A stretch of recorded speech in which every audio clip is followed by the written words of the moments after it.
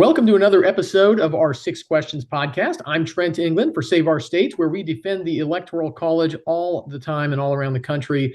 Really excited to be talking with former Congressman David McIntosh, who is someone I've been aware of for a long time, since he was in Congress and one of the real conservative champions there back when I was first becoming involved in politics and public policy. So very, very glad to have this conversation today. He is the president of the Club for Growth, which is a really important force for conservative ideas in elections around the country. David, welcome to Six Questions.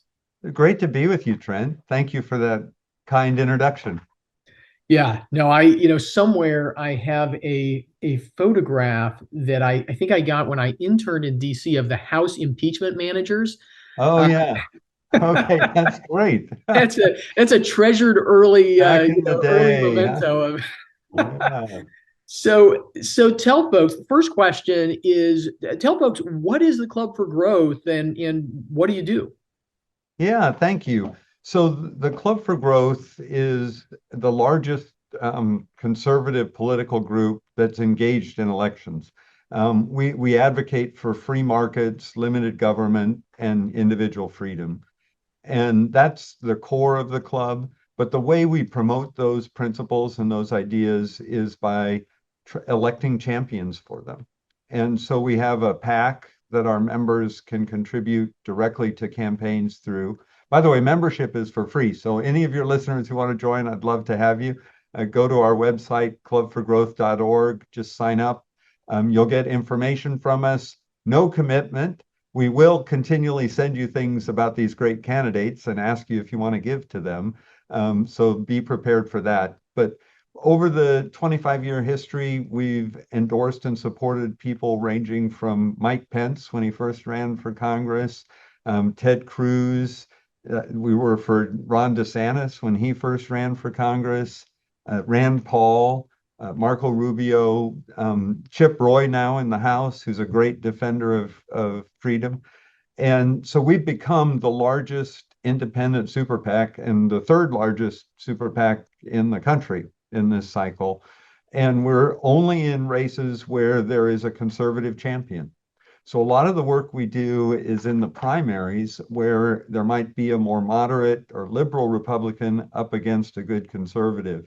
One in Oklahoma, Trent, that I'm sure you followed was Josh Brakeen, who was in a primary with, I think, 6 or 7 other individuals. We identified Josh as a great champion for liberty.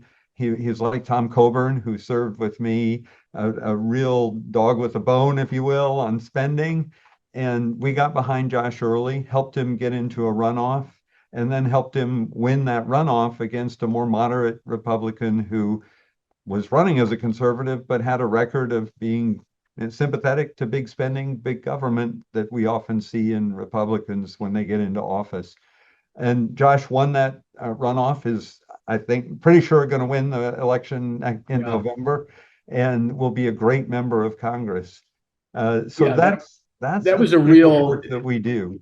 That was a really important win for conservatives, not just in Oklahoma. I mean, I think particularly in Oklahoma, to make sure that we are using these red seats that Oklahoma has to actually elect conservative candidates. But yeah, the Club for Growth was instrumental in making sure that a conservative came through the primary and the runoff. And so as an Oklahoman, even though I'm not in that district, I thank you for that. Yeah, that's what our job is, and appreciate it. And this cycle, we realized there were maybe 20 or 25 races, mostly in Republican seats, that were coming open. Either they were an open seat or we could challenge the Democrat and in a good Republican year win the seat back. And so we spent a fair amount of money, probably around 25 million in the super PAC in these different primaries to get the most conservative candidate nominated as the Republican. In a couple cases, redistricting put 2 sitting members together. So in Illinois, you had Mary Miller, who was a new member and a really strong member of the House Freedom Caucus, up against one of the more liberal members. And that more liberal member had friends in Washington that ended up spending about $6 million for him as on independent expenditures. So we had to match that to make sure that Mary could win that race, and she did. So we finished the summer with I think we won all but two of the primaries that we were in the House. One of them was another race in Oklahoma where our candidate just couldn't overcome the popularity of one of his opponents, and so we weren't able to win all of them. But we had a good record and felt good about it. Then in the fall, we realized the most important thing is the majority in the Senate. Republicans are very likely to get the majority in the House. It's a much more conservative Republican caucus because of the victories we had in the primary. But now we looked at it and realized Adam Laxalt in Nevada was a race that was very close, and that outside conservative support, one, we helped him in his primary, so we endorsed him early, but outside conservative support could put him over the top against Senator Masto, who Yeah. had voted, 95, 96% of the time with Joe Biden and Elizabeth Warren and the hard left that controls the Democrat Party.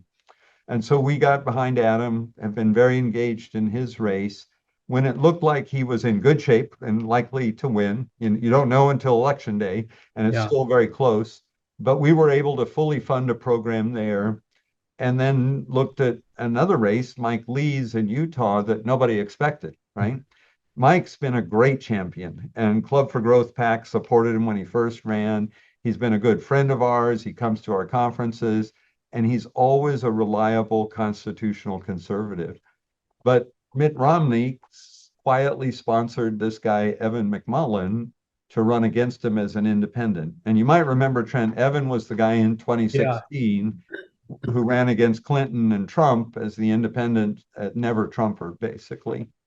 And so we started checking that. Everybody assumed Mike would be fine, and we realized that because the Democrats in this case didn't nominate anybody, so they said we're going to get behind McMullin, Yeah. and the moderate Romney Republicans liked him, that it could be a close race. And Romney's team helped raise a lot of money from folks like the Lincoln Project and big Democrat donors that saw an opportunity to take out one of the best conservatives in the Senate. And about 3 weeks ago, it became a tied race. Yeah. And that concerned us. So we basically doubled our budget. We're in there with two sets of ads. The one that's really working well is John Huntsman, the former governor, who was known as a more moderate governor, but knew and respected and liked Mike Lee because of his integrity. And so we put up an ad that said basically, you might not always agree with Mike Lee, but he's a good man. He has integrity. He'll follow the Constitution. Utah needs Mike Lee. And that brought back those wayward Republicans. And so I'm proud to say Mike's back in a lead in the polling that we have. Again, you don't know till election day, but I'm confident he's going to be able to win. Yeah, which is important to me because I think Senator Lee is the member of, in all of Congress, he is the member most vocal about defending the Electoral College. So yeah, we're Yes. certainly hoping to have him back. I mean, the second question I had for you is about the Senate. I mean, is there a sleeper race out there where conservatives could see, a victory in a place that the media maybe isn't focused on so much? Oh, that's a good question. Um, it, it has media attention, but one of the races that Republicans like Mitch McConnell's super PAC wrote off was Arizona, Yeah. where they thought Blake Masters can't win. They got into a fight with his big supporter, Peter Thiel. And as a result, Blake was beaten up by this guy, Mark Kelly, who had a big war chest. And but we realized, in spite of all the negative ads, all the attacks, that he was still within 3 points a couple of weeks ago. So Club for Growth Super PAC again shifted our attention. We started raising money, and we're going to probably end up spending about 10 million there. And I think Blake has a great shot to win that race. Realistic odds are probably 50-50, but to come back from a race that everybody'd written off to now a chance for victory, I think is a great accomplishment by Blake Masters. The other sleeper ones that I'd watch would be New Hampshire, that's starting to get some talk. I saw some polling there that showed it was a tied race, and Senator Hassan is very weak. She's not really liked by people in New Hampshire. And Baldock has now consolidated the Republican support and is a good, he's a kind of Trump conservative, not necessarily a Mike Lee Liberty conservative, but way better than Hassan would be.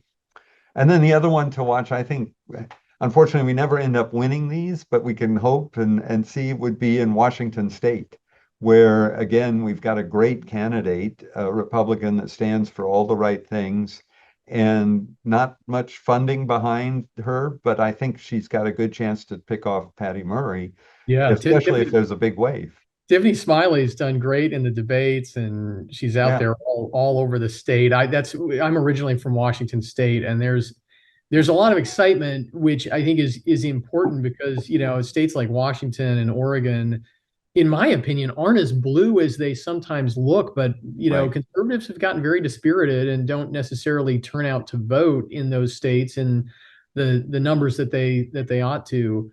Right. Uh, And hopefully that turnout metric will change. yeah, Oregon's another example more in the governor's race there, yeah, where the prediction is the Republicans going to win. The people were so dissatisfied with the radical left policies of the Democrat governor.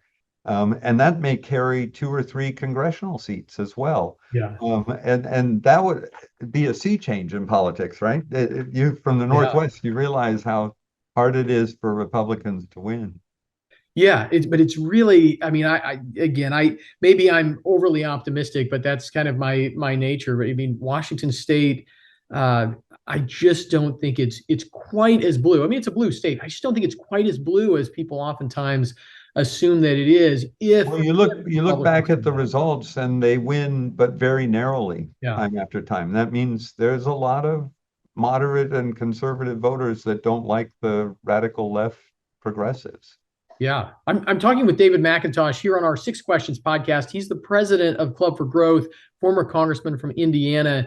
David, another question. There is a lot of talk, even in the mainstream media, about minority groups, particularly Hispanics, whom Democrats have taken for granted just about forever, switching and voting Republican in large numbers, and not just on the margin. Are you seeing that in some of these races where the Club for Growth is working? I am. I'm really glad you asked about it.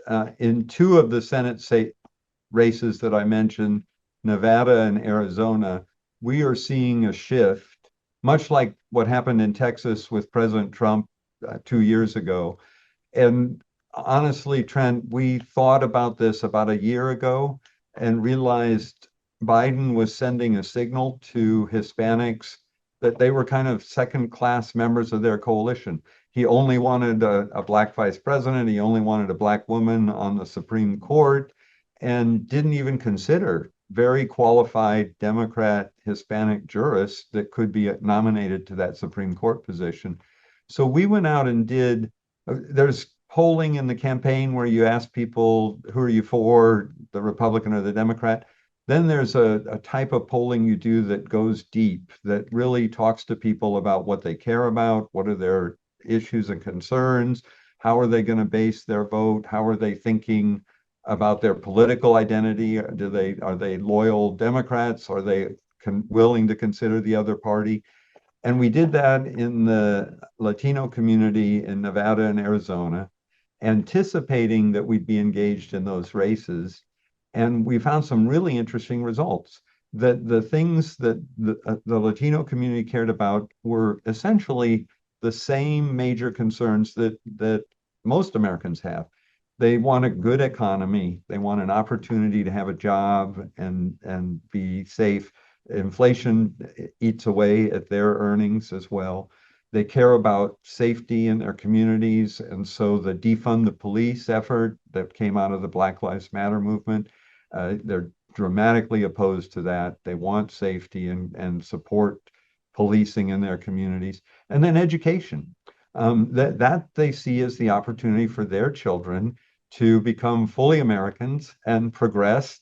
And they they realize the schools during COVID let down their children. And they have a sense, I think, being minorities, that, hey, we're the first ones to suffer when the schools don't function well. Either they become violent and unsafe if you're in the inner city, or they just don't teach our kids what they need to know.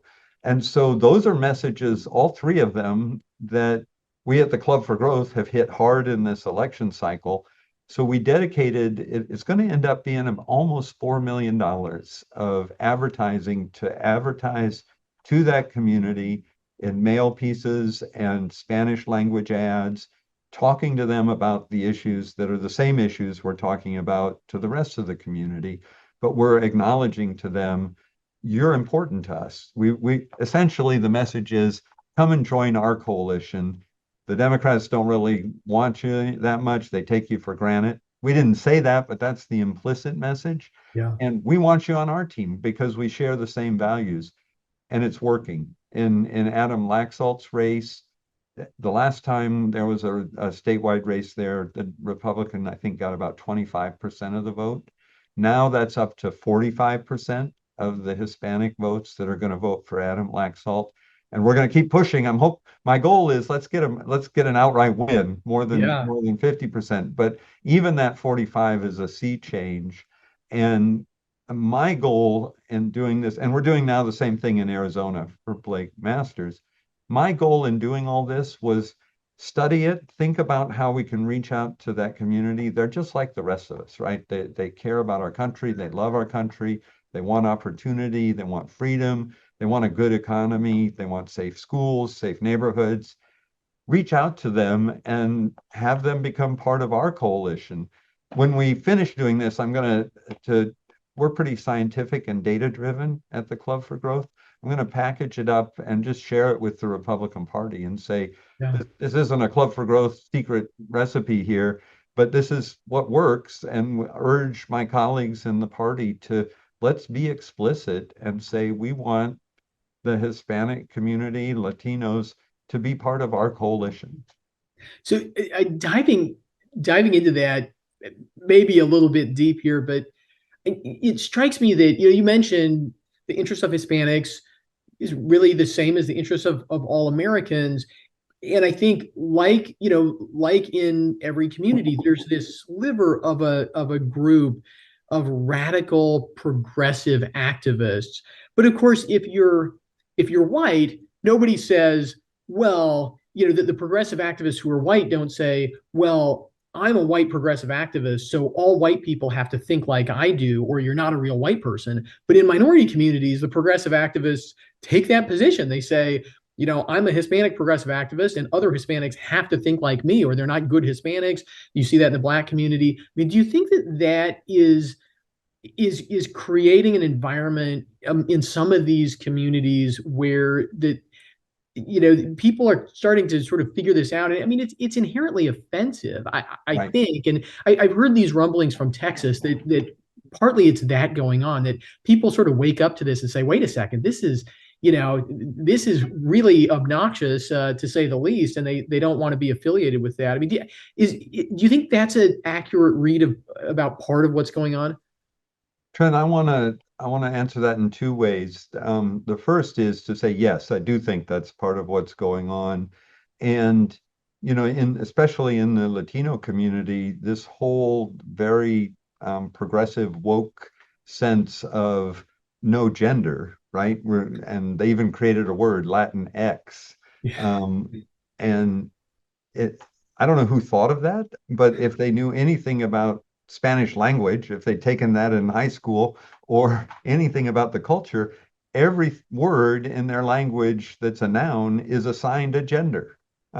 It's a very gender-based language, and language affects culture. And so they're not going to give up the notion that there's male and female, and people are males or females. And it just was an insult to them in some ways. And that's your white progressives thinking everybody should think like us. Yeah.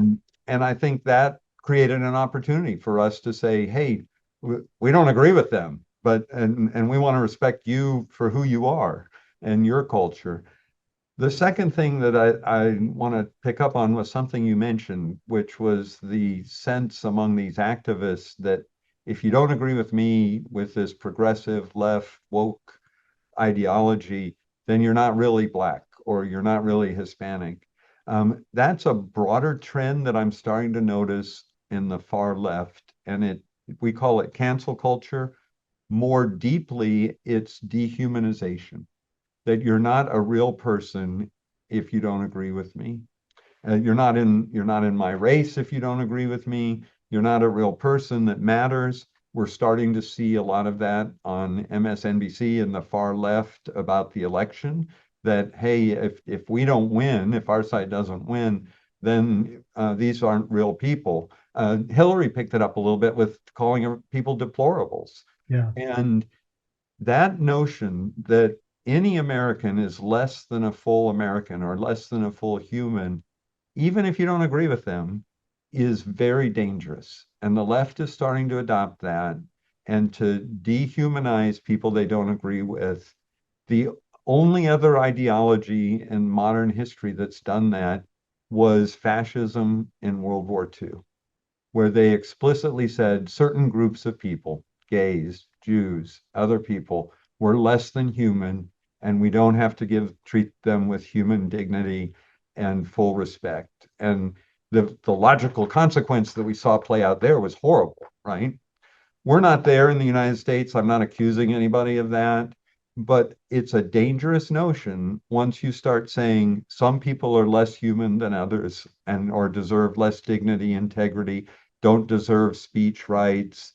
They're not really Black if they don't agree with me. All those notions that make people less than end up leading us down a very dangerous path. And I think in society, we need to reach out across the aisle with our Democrat friends who still believe in the First Amendment, still believe in human dignity, and say, no, left or right, we are not going to accept an ideology that starts saying certain people are less than. That is very well said. The penultimate question here, David, you mentioned it looks like Republicans are going to take the House. The caucus is set to be more conservative, perhaps than ever before. What is it that Congress can do, could do to tackle the economic problems that I think are, really the concern for a lot of Americans with inflation running so high, no end in sight, interest rates headed up, no end in sight. I think sometimes people expect Congress to do too much. Other people have this attitude that Congress can't do anything, and they just want the executive to sort of have the pen and the phone and solve all of our problems. But if Republicans do take back Congress, you have a lot of conservatives there. What should they do? So I would say two things. And you're right, there's a limited amount that Congress can do, particularly if the president's going to veto it. But one of the things they should do is focus on inflation. And we need to step back and remember what is inflation? It's when we've printed and put out there more money than is supported by the economy. And that happened, and we got to be honest, it happened at the end of the Trump administration with Republicans in Congress and Democrats in Congress. It was a panic with the pandemic. But there's still a lot of money out there that's sloshing around. I read about a local community that was going to use its COVID funds to start giving every family, I think it was about $500 subsidy. So they were calling it a living wage subsidy. Well, that's just cash that's in the system that's causing this inflation. So the next Congress should say, we're going to pull that back. Anything that hasn't been spent, stop spending. And we're going to stop spending beyond our means. So we're not going to have these big omnibus bills where we just plus up everything, including the agreement that some conservatives have made with the left that, okay, we'll plus up welfare and all the domestic spending if you plus up military spending. I think it's time that Congress puts a break on all of that and says we have to live within our means. It's painful. The political guys will say, no, you never lose if you vote for more money, so don't do it. But the American people deserve a Congress that will now do something to pull back on the spending that is the cause of inflation. The other side of it is grow the economy, right? So you've got too much money for the economy. Well, let's grow the economy, and then you don't have to have as much pain on cutting the spending.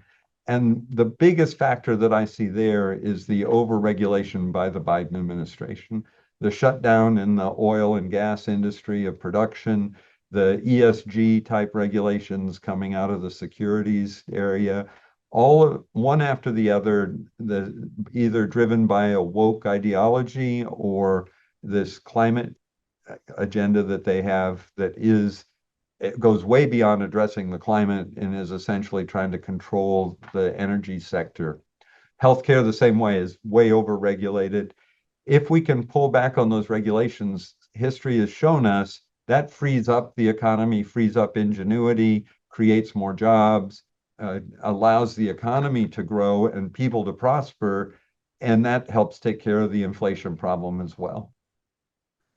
Very good. Well, David McIntosh, president of the Club for Growth, former congressman from Indiana. Our final question on our Six Questions podcast is always the same, and that is, who is your favorite founding father and why?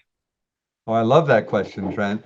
One of the things I did in my youth was help form a group called the Federalist Society. So I've thought a lot about the founding fathers, and my favorite is James Madison. And the reason is he put together in the Constitutional Convention the compromises that created our system of divided government, where you have got executive authority in the president, legislative authority in Congress, judicial authority in the courts, and divided with federalism, that the states retained power that wasn't given to the federal government. All of that was a result of his genius about thinking about what kind of government will protect freedom and individual and prosperity. A little known fact about Madison was that he studied at what's become Princeton College, and one of his professors there was a man named Witherspoon, who was a theologian.